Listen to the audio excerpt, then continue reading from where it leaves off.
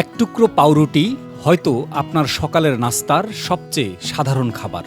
অবিশ্বাস্য হলেও সত্যি, এই ছোট্ট খাবারের পেছনে লুকিয়ে আছে 14,000 বছরের ইতিহাস। যে ইতিহাসে আছে সভ্যতার জন্ম, কৃষির সূচনা, সাম্রাজ্যের উত্থান, যুদ্ধ, দুর্ভিক্ষ, বিজ্ঞান এবং মানুষের অসাধারণ উদ্ভাবনী শক্তি। ফিরে যাব হাজার হাজার বছর পেছনে, খুঁজে বের করব কিভাবে জন্ম নিল পৃথিবীর সবচেয়ে প্রাচীন ও গুরুত্বপূর্ণ খাবারগুলোর একটি, পাউরুটি।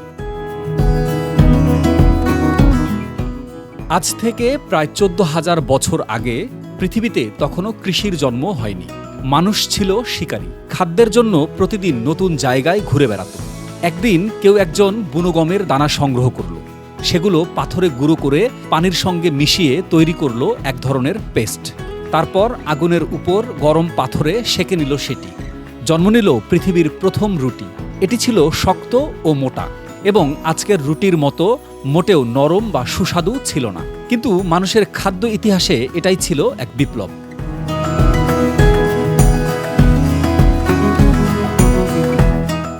প্রায় 10,000 বছর আগে মানুষ শিখল কৃষি। শুরু হলো গম ও যব চাষ।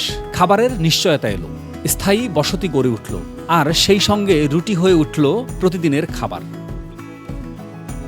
ইতিহাসবিদদের মতে সভ্যতার জন্মের সঙ্গে রুটির সম্পর্ক এতটাই গভীর যে অনেক গবেষক বলেন রুটি মানুষকে কৃষক বানিয়েছিল। এরপর শুরু হলো ইতিহাসের সবচেয়ে গুরুত্বপূর্ণ অধ্যায়, প্রাচীন মিশর। প্রায় 5,000 বছর আগে এক বেকার সম্ভবত ভুলে রেখে দিয়েছিলেন ময়দার খামির। কয়েক ঘন্টা পরে তিনি দেখলেন খামির ফুলে উঠেছে। তিনি সেই খামির দিয়েই রুটি বানালেন, আর ফলাফল ফুলে উঠল রুটি হলো আগের চেয়ে নরম আর সুস্বাদু। মূলত সেদিন বাতাসে থাকা প্রাকৃতিক ইস্ট ময়দার সঙ্গে রাসায়নিক বিক্রিয়া শুরু করেছিল।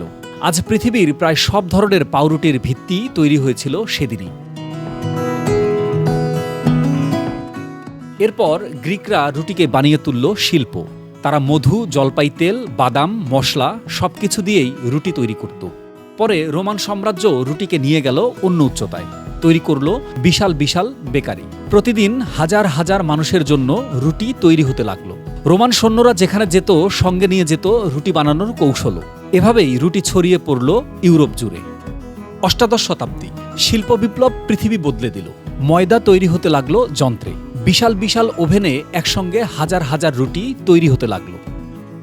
1928 সাল, একটি নতুন আবিষ্কার পৃথিবীকে অবাক করে দিল, স্বয়ংক্রিয়ভাবে কাটা স্লাইস ব্রেড। এই স্লাইস ব্রেড এতটাই জনপ্রিয় হয়েছিল যে ইংরেজিতে the best thing since slice bread একটি বিখ্যাত বাক্যের জন্ম হয়। আজও নতুন কোনো অসাধারণ আবিষ্কার বোঝাতে বাক্যটি ব্যবহৃত হয়। ভারতীয় উপমহাদেশে পাউরুটি নিয়ে আসে পর্তুগিজরা।